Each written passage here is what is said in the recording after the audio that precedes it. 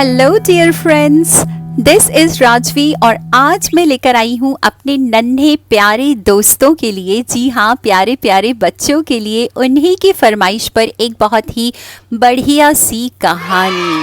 वैसे बड़े लोग भी कहानी सुनकर उसका मज़ा ले सकते हैं। तो आज की कहानी का शीर्षक है मुल्ला नसरुद्दीन और 3 लुटेरे।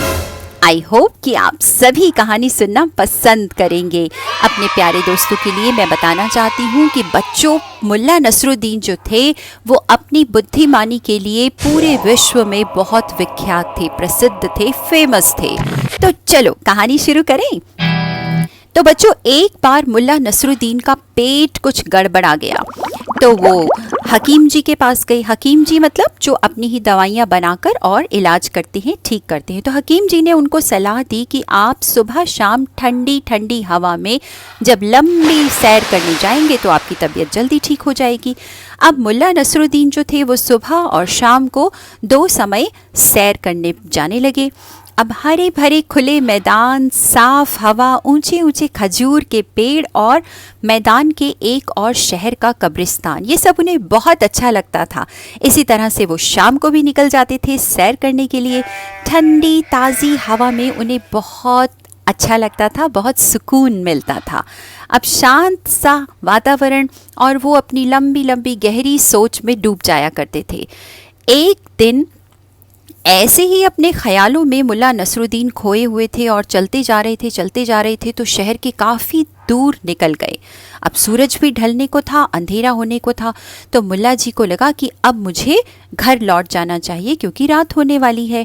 तभी उन्हें कुछ दूरी पर खड़ी हुई 3 परछाइयाँ, जी हाँ बच्चों, परछाइयाँ जिसे कहते हैं इंग्लिश में शेडोज़, तो उन्हें 3 शेडोज़ यानी कि परछाइयाँ दिखाई दी। तो उन्हें लगा कि ये हो ना हो, ये ज़रूर कोई चोर लुटेरे हैं, क्योंकि एक के हाथ में उन्हें चाकू दिखाई दे रहा था और दूसरे के हाथ में लाठी।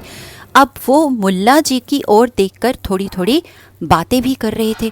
अब मुल्ला जी को लगा कि हो ना हो ये मुझे लूटने की फिराक में है। तो उन्होंने कहा, भैया यहाँ से तो भाग जाना, जल्दी से निकल जाना ही बेहतर रहेगा।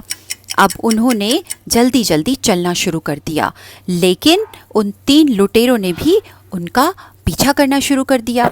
मुल्ला जी समझ गए, भाई अब तो मुझे दौड़ना पड़ेगा। अब मुल्ला जी ने तेज़ी से दौड़ लगाई, लेकिन मुल्ला जी का दिमाग उनके कदमों से भी ज़्यादा तेज़ दौड़ रहा था। अब तीनों लुटेरे भी उन्हें पीछे पीछे देखकर दौड़ लगाने लगे। तो भागते भागते मुल्ला जी कब्रिस्तान में पहुंच गए। उन्होंने देखा कि वहाँ पर एक ताज़ी कब्र खुदाई करके अभी किसी ने बनाई है। तो उन्होंने सोचा कि ऐसा करता हूँ, मैं इस कब्र में जाके लेट जाता हूँ। अब उधर वो जो लुटेरे थे मुल्ला जी की तलाश में इधर उधर दौड़ रहे थे। कुछ देर के बाद उन तीनों लुटेरों ने भी कब्रिस्तान में प्रवेश किया, कब्रिस्तान में घुस गए और उन्होंने कहा, हो ना हो मुल्ला जी यहीं पर छुपे हुए हैं। अब तीनों जो थे वो खोजते खोजते वहाँ पर पहुंच गए। तो एक ने कहा, अरे देखो वो रहे मुल्ला जी, वो तो कब्र के अंदर छिपे बैठे हैं। तो उनमें से एक लुटेरे ने मुल्ला जी से पूछा, तुम यहाँ क्या कर रहे हो? क्या हमसे छिपना चाहते हो? तो मुल्ला जी ने अपना शरीर ऐसे छोड़ दिया मानो उनके शरीर में जान ही ना हो, और उन्होंने धीरे से कुछ बुदबुदाकर बोला, मुझे जिंदा आदमियों से छिपने का कोई शौक नहीं है। मैं पिछले हफ्ते मर चुका हूँ और मुझे इसी कब्र में दफना दिया गया था। लेटे लेटे मुझे जब बहुत गर्मी लगती है तो मैं ऊपर की मिट्टी हटाकर बाहर आ जाता हूँ और ठंडी ठंडी हवा में आकर घूम लेता हूँ। आखिर मरे हुए लोगों को भी तो ताज़ी हवा चाहिए। तो ये सुनकर तीनों लुटेरों की तो घिग्गी बंद गई और बड़ी तेज आवाज में वो चिल्लाए, और एक लुटेरा बोला, भागो भागो, भूत भूत। तो भागते हुए लुटेरे लाठी और चाकू वहीं फेंक गए। तो मुल्ला जी ने उन्हें उठाया और उनकी याद में अपने पास रख लिया।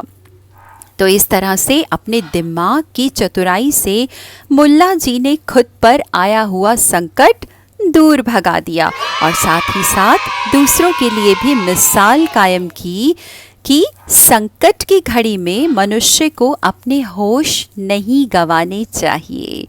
हमेशा अपनी बुद्धिमानी का इस्तेमाल करके उसका सामना करके और उस संकट को दूर कर देना चाहिए। तो बच्चों, कहानी कैसी लगी? तो आज की कहानी से हमने सीखा कि संकट पड़ने पर हमें धैर्य और बुद्धिमानी से काम लेना चाहिए। तो जल्दी ही राजवी आपसे मिलेगी आपकी ही फरमाइश पर एक और प्यारी सी कहानी लेकर। तब तक के लिए आप हमेशा खुश रहिए, मुस्कुराते रहिए। God bless you all. Thank you.